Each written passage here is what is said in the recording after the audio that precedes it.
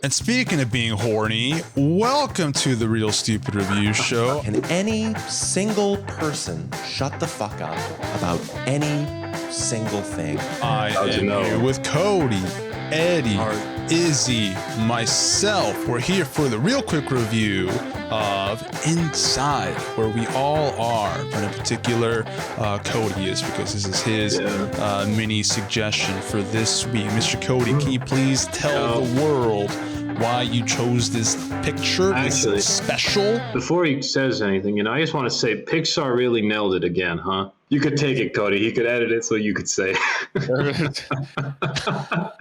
He's so pleased. It's a lot of different things. It's really, at the end of the day, a dive inside of Bo Burnham's mind 5 years after he retired from stand-up comedy. Him taking on this project to sort of document his life in quarantine. It's very funny. It's very sincere. And it develops in some extremely interesting ways over the course of the year. Was that your review? No, I said that's not my review. I was just saying. I mean, who's this? I put some opinion in there. Well, no, it is his review. You intro it, and I introed it, and usually the person who picks goes later. All right. So I'm going to go first then. Am I wrong? I'll go first because I don't have a lot, actually. I mean, it's a little... I thought Eddie was going to go Was he going first? Yes. He was talking about a shirt? Okay, proceed, Mr. Eddie. Well, this is amazing.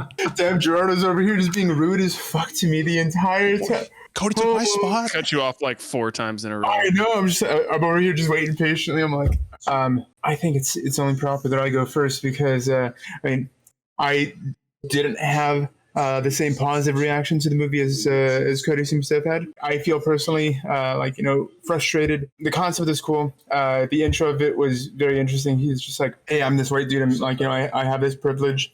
I'm gonna go out and I'm gonna use my privilege for the better to help raise awareness. Let's see what you got, white boy. And then it ends up just being this like big, long-winded, masturbatory. Just exactly. But also, I don't know the guy. I've never watched anything about him. I have barely heard of him. So this is the first thing my intro to Bo Burnham. I see exactly what you're doing, and that's cool for you. That's nice, but it could have been a whole lot better. But that's just me. 2 out of 5. And that's why I didn't want to go first, because I wanted to respond to Eddie because I saw the 2-star review on Letterboxd and I knew this was. He set you up to fail. He set you up. Missed the point. Really, what he does is fully pull you into his process, a somewhat awkward and overly personal way at times. But you really get this look inside of his mind and you see his state change. You hear about an artist or a poet or a writer or whoever locking themselves away, going crazy, dedicated to their work. You never actually see their process during that time. And the way they were feeling, can be represented in the work, but it's rarely ever captured.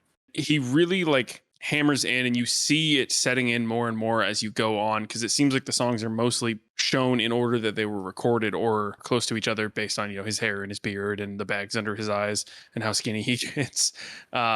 He's able to capture so many aspects of what people my age and our age are feeling, talking about how there's basically no future. I love this self-imposed limit that he put on himself that was all going to be in one room, and all the various ways that he expanded that room and kind of showed you things outside of it through his projector or his light or the disco ball, or all these different things were really interesting to me. He does a better job than I think anyone else I've seen of expressing, and in an over the top way, which I think probably Eddie is part of what off-put you, is how over the top and maybe indulgent some of it was. But he expresses these things that are sort of at the back of my mind, and a lot of the people that I'm closest with around my age group, is these just existential just problems. And he brings it in such a way where it's entertaining, it's watchable, but you don't miss the point.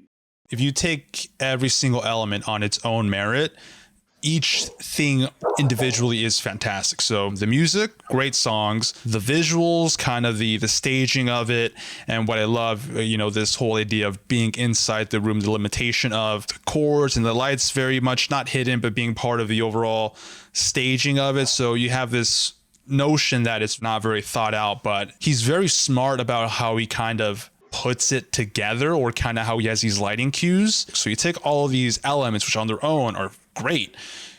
It's this such a bizarre packaging. I wouldn't be surprised or like offended anyway of like, oh yeah, like how dare you not comprehend this? It's like, I get it. It is weird. It is, for the term of comedy special with, a lack of a brick wall and your typical yuck setups, is like, it is very out of left field, which is why I liked it. This idea that he is individually, written, produced, directed, starring, like everything is Bo Burnham. And this whole idea of, again, self-masturbatory, you can make that argument, but I don't think it's like, ooh, look at me, I could do all these things. Like, he seems to be a victim of his own prison, again, especially toward the end, as he just loses it. I'm not sure what my main takeaway is. I know I really enjoyed it. If this was a traditional like Kevin Hart comedy special, I don't know if you would ever review it, because it's like, how do you critique jokes, or like how do you put a number to it? But I guess I'm really giving a 5 out of 5 to the production value of it. But as far as like larger concepts, I know it worked for me, but I don't know if I can attribute an actual number to it. But I really liked it. I've been a Bo Burnham fan for almost a decade, like since YouTube, where he got like big from all of the songs, like from the early days, from to like his actual comedy specials. It's always been full of like existentialism and like politics and all of the society stuff. It never gets as dark as it does here, in the sense of like watching a person kind of go through a mental breakdown. And I don't want to even just say a person, someone whose mind needs, like it needs to create, an artist who needs to breathe life into like the nothingness, to solidify like the beauty of and like the struggles of life, and give it some type of like form, be it like audio, virtual, all of this shit. It's very different. And I think all art is masturbatory. It's someone wanting to get themselves out there. It's literally saying, look at me, all art is like that. Some people definitely go harder on it, and I don't think that's necessarily always like a bad thing. Like, yeah, they take a little harder tug. Some people want to climax faster, some people edge. You don't have to keep that on. I am. That's probably the highlight for the Instagram. Watching this coming from like the mind of someone who's a creator made me really fucking sad the whole time. And not even like halfway through. I mean, like after the second or third song. I wasn't looking forward to rewatching it again, because I remember how I felt watching it the first time, I guess because it got me like thinking, and I've still, to this fucking day, since it came out, I've still been talking to like random people about this movie. Like the conversation has not like stifled. It's not gotten stale. There's always a new take on it, and I've still talked about it. I guess I'm going to go with a 5. Want some horny 4? Cody's bits of recommendation. Cody, take it away. Oh my God. All right, fellas, we got no Nick here, but what we do have is somewhere between 4 and 12 recommendations for things that you yourself can watch at home or on the go, as long as you're not driving the car and watching things at the same time. Izzy, what are those things? Sure. From 1997, directed by Kiyoshi Kurosawa. I watched this with my friend. Madness, Terror, Murder. A wave of gruesome murders is sweeping Tokyo. The only connection is a bloody X carved into the neck of each of the victims. In each case, the murderer is found near the victim and remembers nothing of the crime. Detective Takabe and psychologist Sukuma are called in to figure out the connection, but their investigation goes nowhere. It's fucking wild. I loved every minute of it, and it legit made me feel incredibly uneasy by the end. I was just going like, yeah, no, this don't make me feel good, though. I don't like this, creepy as fuck. Like, it's really fucking good. The second movie I watched that I want to recommend that I really love is The Green Ray. A lonely Parisian woman comes to terms with her isolation and anxieties during a long summer vacation. This shit's fucking slaps, bro. He's the same guy that made that movie I recommended last week called Claire's Knee. It's funny, it's slice of life, there's a lot of conversations, it's dope. And they talk about Jules Verne. I love Jules Verne.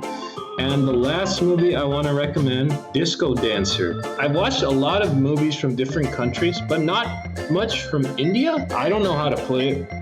If you like over the top, ridiculous scenarios, bad in a good way. I don't know how to put it. Look, Gerardo, you watch this movie. I was sucked into the world of Disco Dancer. It got me. You love Jimmy Ice Cream, right? Yeah? Jimmy shirts, Jimmy everything, bro. Jimmy everything. The kid wants to be a famous musician. He vows to come back when he's famous and make this city respect him. As he says, he's going to sharpen his music like a knife and stab the city. I was like, you go, Jimmy. You do that. CODEY, what do you got for us? Jumping back, like super far back, but when Izzy earlier was talking about white guilt, it reminds me of this fucking amazing book, White Fragility by Robin DiAngelo. 100% Cody.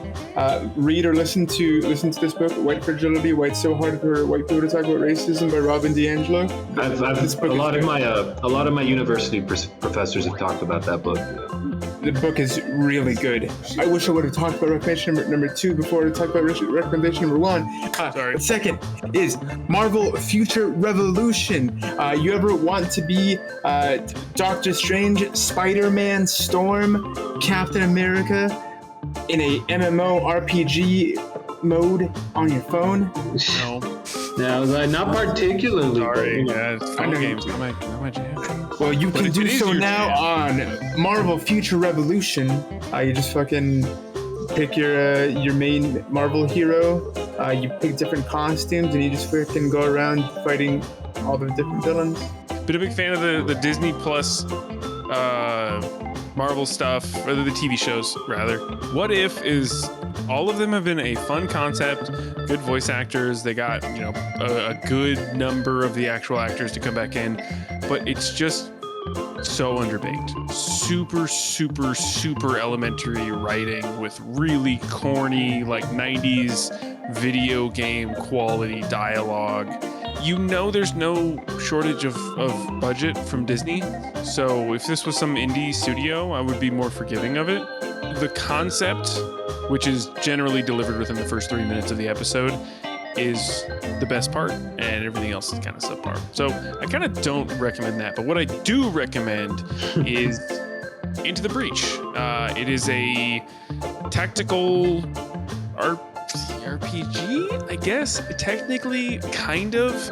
Right. It's a little Fire Emblem. It's a little bit Advance Wars. It's a roguelike, which is weird. It's a good time. I've really just started it and haven't gotten super deep into a lot of the things. I've unlocked two different squads of units. But it's really cool. The 2 different squads I've got so far have completely different abilities, strengths and weaknesses that you have to really learn the ins and out of each one, and the methods that they can use to mess with the enemy. Definitely a super fun time.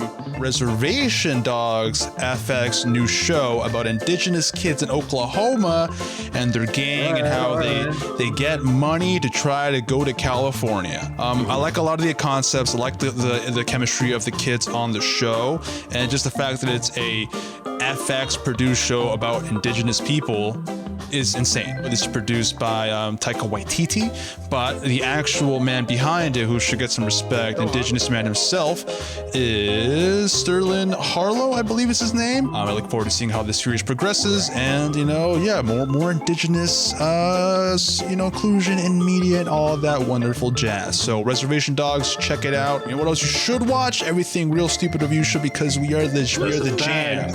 We are the best, except when we're not, which is very rarely. But hey, they can't all be bangers, but this one was.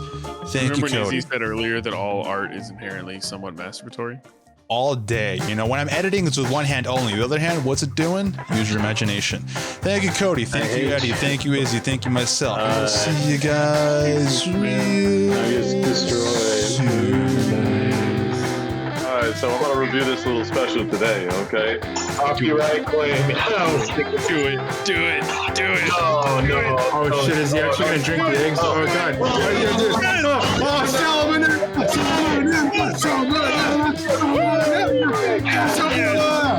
Oh my god, with a straight face.